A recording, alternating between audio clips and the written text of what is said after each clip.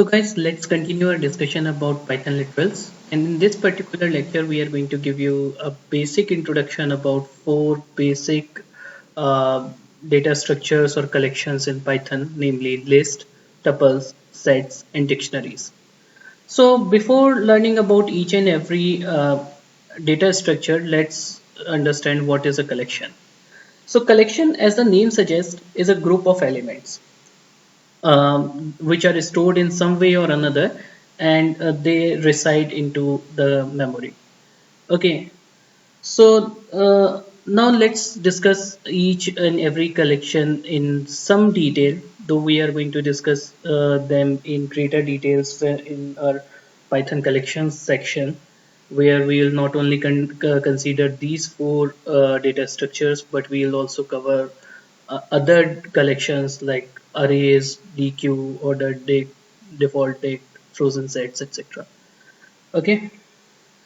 So list is basically an ordered collection of possibly dissimilar and duplicate elements. So one thing, or a few, I should say three things can be drawn from here, like it is an ordered collection. Number two, uh, it may contain dissimilar elements or elements of different types. And third thing, it may contain duplicate elements. One more thing which is very peculiar about list is that lists are mutable. So let's understand each property one by one. List is basically a collection of elements, and this collection of elements is represented by uh, elements stored within a pair of square brackets. Okay, so I'm just adding a few elements. So, and let me just add a few elements more. Yeah. So this is a list, and if you see, then there are duplicate values. Sorry, like 1 and 2 have been duplicated, and also it contains elements of different types. For example, 1, 2, 3, 4 are integers. ABC is a string, and 2.3 is a floating point value. So two things are pretty clear. So let's check if this is list or this statement is going to execute perfectly or not. So what I'm doing, I'm just printing the values of or I'm printing the list. So let me just execute this code. And if you see that this statement has executed perfectly, that means list allows elements of different types to be stored together, and it may contain duplicate values. One more thing which is very particular about list is that it is an ordered collection. By ordered collection, I mean that with every run, it is going to maintain the order of its elements. So how it does so? So basically, what happens is that list contains or with list, what happens is that it maintains an index. Okay, so what happens is that every element in the list is assigned a particular index. So if you want to fetch a particular element, what you can do, you can just fetch it by using its index. For example, if I want to fetch the first element of the list, then what I can do, I can type print because I want to print that element, and in order to fetch the first element, I'll type list 0. List 0 means element stored at index 0. And in Python, like most of the other higher level languages, the indexing starts from 0. So first element is stored at index 0, second will be stored at index 1, third would be stored at index 2, and so on. Hence, the last element would be stored at length minus 1. Okay, so that is how this I mean the list or the element of a list can be retrieved. So let me execute this code, and if you see that it has printed the first element or the element stored at index 0. Similarly, let's say if I want to print the fifth element, then what I need to fetch? I need to fetch the element stored at index 4.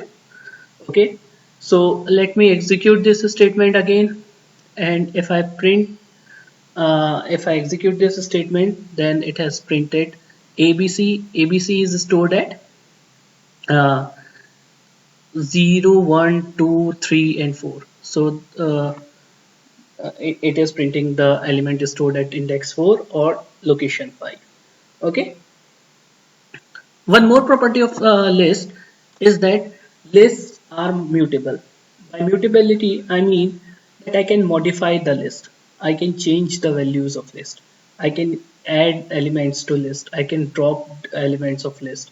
Okay, so we'll cover every aspect in greater detail when we'll talk about list in our collections section.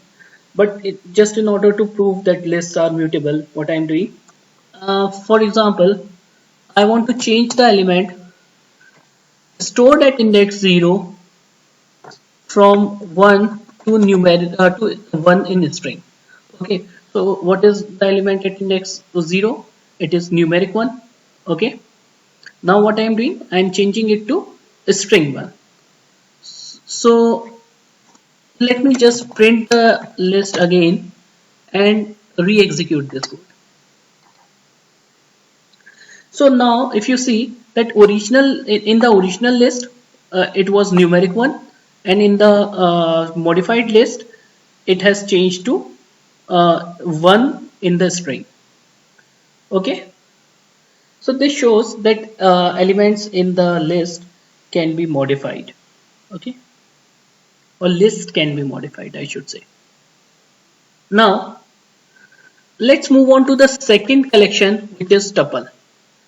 Tuple is again an ordered collection of possibly dissimilar and duplicate elements. That means order lists and tuples are very similar in first three properties. That is, they are indexed, they maintain their order. Second, that it may contain elements of different types, and third, the elements can be repetitive, or they can be repeated in a single tuple. So first, let's see what are the similarities, and in order to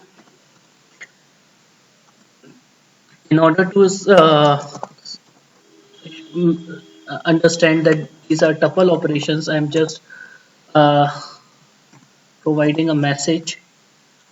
Okay, okay, so tuple operations, I should say tuple operations.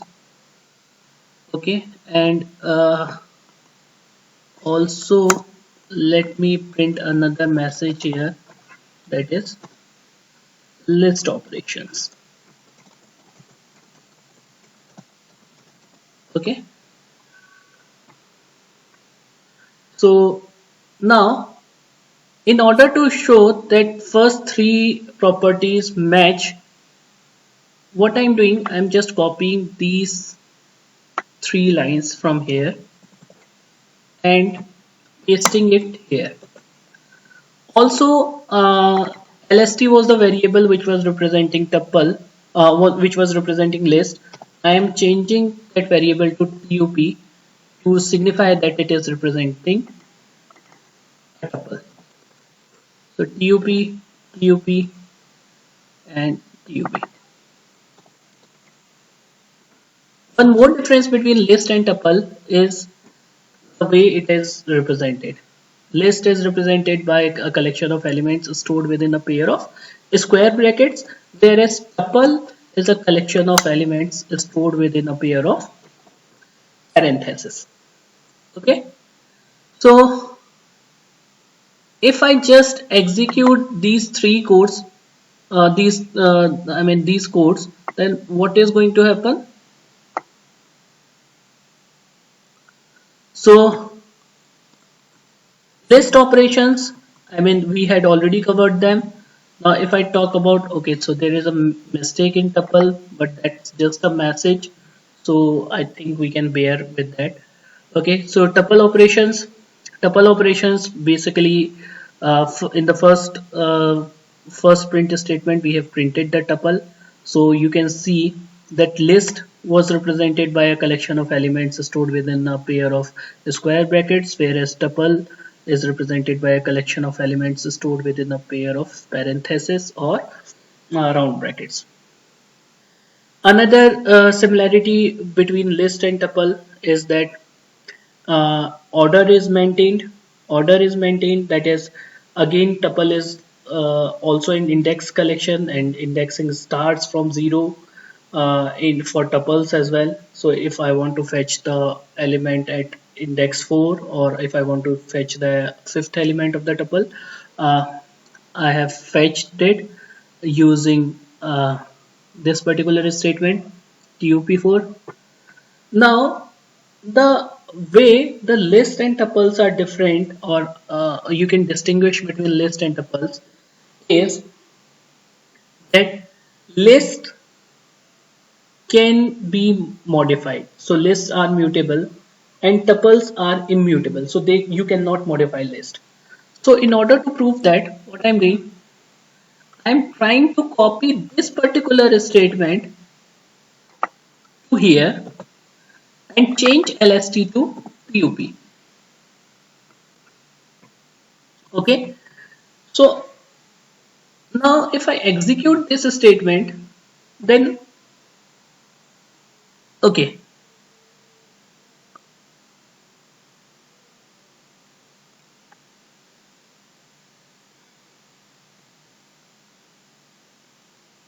why, yeah, so it is showing that process finished with exit code 1.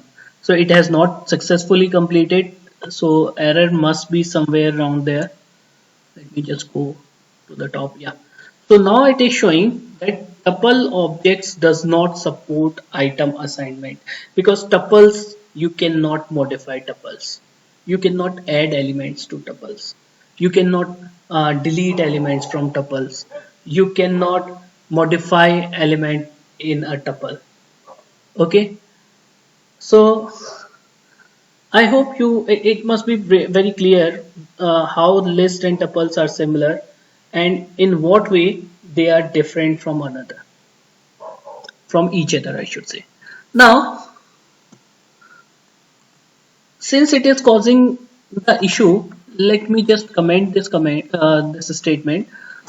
One more thing which you should know about tuple is that suppose if you want to create a tuple with just one element. Okay, so for example, I am creating another tuple, let's say tup1, and I want to have just one element in it. Okay, then this is not going to create a tuple, but it is going to create an integer variable. Okay, so how I can prove it? For example, if I print the type of tup, then let's see what it prints.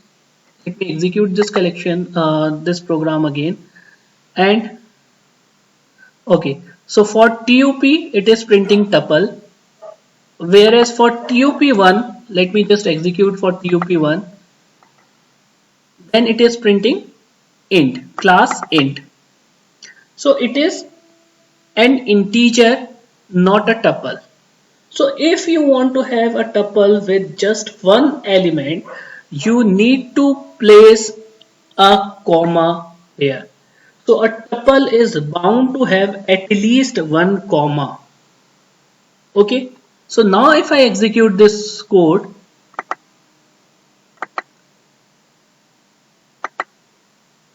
now if you see, tup1 has changed from integer type to a tuple.